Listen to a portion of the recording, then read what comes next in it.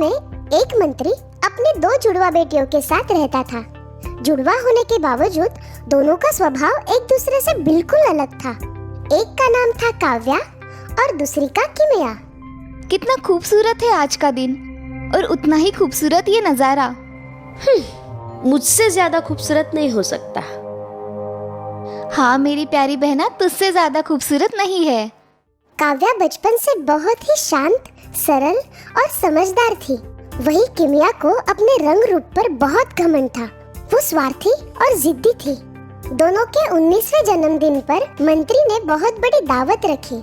सभी राज्य के राजा और उनके परिवार को बुलावा भेजो।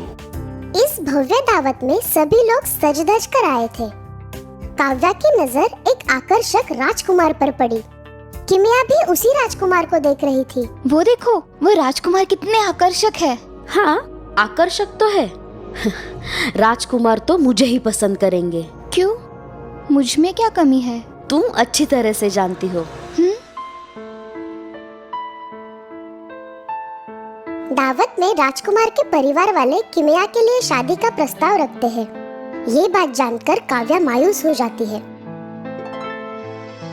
और जंगल की तरफ चल पड़ती है। जंगल की तरफ जाते वक्त उसे एक बुजुर्ग जादूगर रोक लेते हैं। मैं जानता हूँ तुम्हारा मन विचलित है। तुम जंगल में जा सकती हो, पर याद रखना अपने कर्तव्यों का पालन करना। कोई भी काम करो, आशावादी आचरण के साथ पूरी मेहनत और ईमानदारी से करो और कभी भी हार मत मानना। काव्या, तुम बहुत समझदार हो। मुझे तुम पर पूरा यकीन है। जंगल में थोड़ी दूर जाते ही उसे एक अजीब सी आवाज सुनाई देती है। हाँ? ध्यान से देखने पर उसे हिलती हुई घास दिखाई देती है जहाँ से आवाज आ रही थी। काव्या घास के पास आकर देखती है। अरे ये क्या? हिरन, तुम इस शिकंजे में कैसे फंस गए? रुको, मैं तुम्हें शिकंजे से बाहर निकालती हूँ। वाह, कितने खूबसूरत हो तुम। बिल्कुल सोने जैसे चमक रहे हो। बहुत बहुत शुक्रिया। हाँ, तुम बोल सकते हो? हाँ, तुम्हारा दयालु आचरण देखकर मैं बहुत प्रसन्न हूँ। अब तुम आगे बढ़ती जाओ। वो आगे जाती है। उस डरावने जंगल में आगे बढ़ते हुए काव्या को अब थोड़ा सा डर लगने लगता है। अरे बाप रे, कितना घना जंगल है।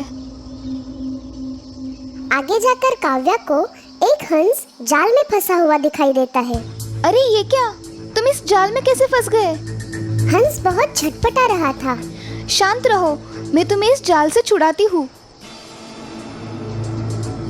काव्या उस जाल से हंस को बाहर निकालती है। जैसे ही हंस जाल से बाहर आ जाता है, वो अपने खूबसूरत पंख फैलाता है। अब तुम आजाद हो। शुक्रिया, तुमने मुझे जाल से आजाद करवाकर नया जीवन दिया है। हाँ, तुम भी बोल सकते हो। हाँ, तुम बहुत दरिया दिल और निस्वार्थ लड़की हो। अब तुम आगे बढ़ती जाओ। आगे जाकर काव्या को एक बेजान और सूखा हुआ पेड़ दिखाई देता है। अरे ये पेड़